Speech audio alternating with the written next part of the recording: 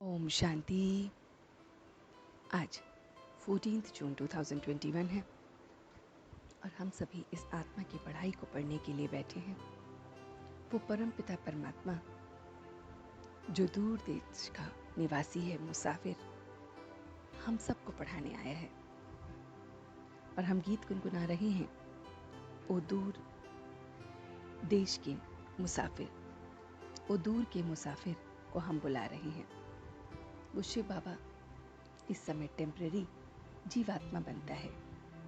हम आत्माएं तो स्थायी जीवात्मा हैं। बाप इस जीव में प्रवेश करते हैं परिचय देने के लिए। रूहानी बाप, जिसको हम शिव बाबा और भगवान भी कहते हैं, वो दूर देश से आता है। आत्मा दूर देश की निवासी है और ये हमारी ईश्वरीय फैमिली है। बाप आकर आत्माओं को प्योर बनाते हैं। अपने को आत्मा समझ बाप को याद करना है, बाप और वर्षे को याद करना है। जैसे सुई पर कट लग जाती है तो चुंबक की तरफ वो नहीं खींचती है, ऐसे ही योग से हमें कट को हटाना है। योग से एकदम कट निकलेगी। जैसे सागर के पास बादल आते हैं रिफ्रेश होने के लिए, ऐसे ही हम बाप के पास जाते हैं रिफ्रेश होने के लिए। तपस्या करनी है तो समय को बचाना है और उसके लिए हमें पूरी कोशिश करनी है। तपस्या करनी है तो समय को बचाओ, बहाना नहीं दो। तो हमें किसी भी प्रकार का कोई भी बहाना नहीं देना है और इस समय को बहुत अच्छी तरह से हमें बचाना है। तो हमें बहुत अच्छी तरह से तपस्या कर इस समय को महत्वपूर्ण बनाना है और उसके लिए कोई भी बहाना नहीं चलना है। कल्प के संगम बाप आते हैं आदि सनातन देवी देवता धर्म एक धर्म स्थापन करने, हम बच्चों को कमल पुष्प समान पवित्र बनाने। कुमार और कुमारियों को बाबा कहते हैं कि शादी नहीं करनी है, शादी ना करने से बंधन नहीं रहेगा। कन्याओं को तो बाबा बताते हैं कि तुम्हें तो बहुत पढ़ना है। ज्ञान से ही बहुत मजबूती मिलती है। तभी कोई 8 की माला में आता है, कोई 108 और कोई 16,108 की माला में आता है। ज्ञान और याद को हमें बहुत मजबूत करना है। तो बाबा कहते हैं बाप को याद करो, बाप को याद कर याद दिलाते रहो तो उसकी खुशबू फैलती रहेगी। सदैव खुश रहते हैं उनको फिर आगे बाबा ज्ञान डांस अच्छी कराते हैं।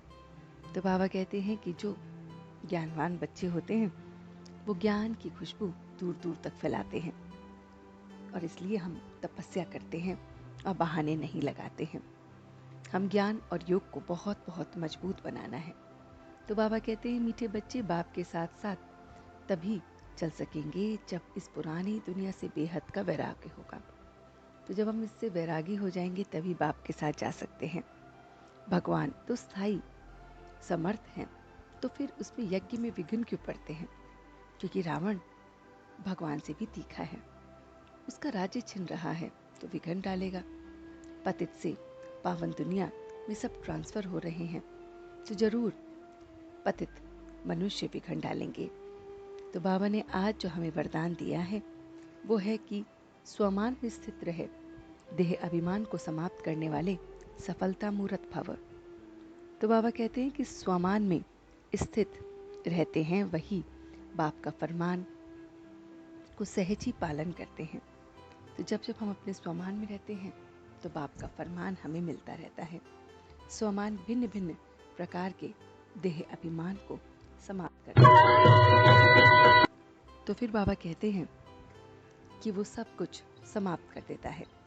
तो इस समय हमें देह अभिमान को समाप्त करना है। तो स्वमान को देखना है कि हम भिन्न प्रकार के इस स्वमान में तो नहीं आ रहे हैं। जब स्वमान से स्व हट जाता है तो मान शान में आ जाते हैं, फिर गलतियां होने लगती हैं और फिर बाबा कहते हैं इसलिए मेहनत ज़्यादा और प्रत्यक्ष फल कम होते हैं। जब स्वमान में रहते हैं तो पुरुषार्थ और सेवा में सहज ही सफलता मूर्त बन जाते हैं। तो ये सारा का सारा ज्ञान उस मीठे बाबा ने हम बच्चों को दिया है। तो हम अब चलते हैं अपने बाबा के पास। वो दूर का मुसाफिर और हम सब वहाँ के निवासी। वो परम धाम निवासी मुझे रोज पढ़ाने आता है।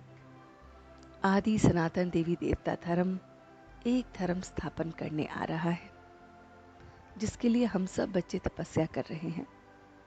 कोई बहाना नहीं लगा रहे हैं, सिर्फ और सिर्फ तपस्या कर रहे हैं। हम बच्चे इस तपस्या से बहुत बहुत पूर्ण हो रहे हैं। हम इस तपस्या से अपने स्वमान में स्थित हो रहे हैं।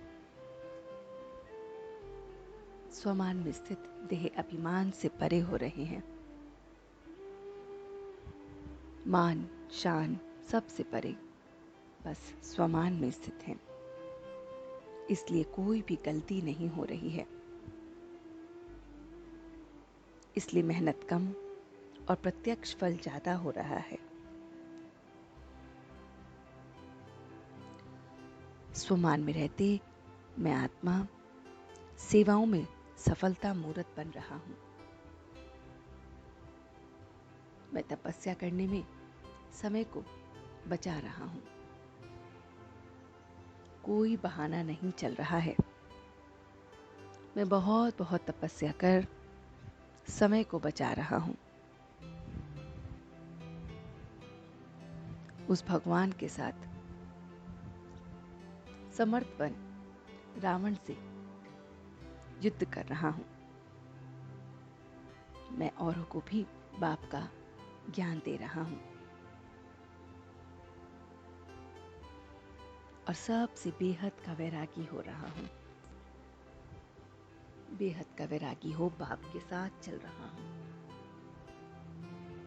स्वमान में स्थित तपस्या से वैरागीपन याद की यात्रा में अपने को आगे लेके मैं अब उसका तहे दिल से शुक्रिया अदा कर रहा हूं। हम सब रूहानी बच्चे मिलकर अपने रूहानी बाप दादा को याद प्यार और गुड मॉर्निंग करते हैं। गुड मॉर्निंग जी, गुड मॉर्निंग, गुड मॉर्निंग। शुक्रिया बाबा, शुक्रिया। वाह बाबा, वाह। वाह बच्चे, वाह। वाह मैं आत्मा, वाह। वाह ड्रामा, वाह। ओम शांति, ओम शांति, ओम शांति।